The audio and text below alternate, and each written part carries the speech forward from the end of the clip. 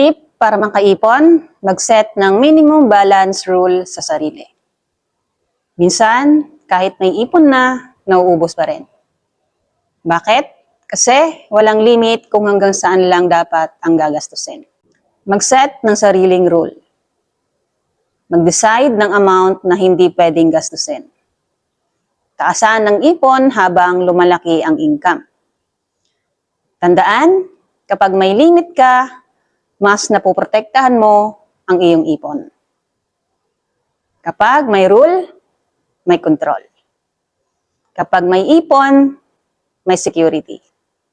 At kapag may disiplina ngayon, may ginhawa bukas. Message me if you want to learn more about saving, investing, and building your financial future.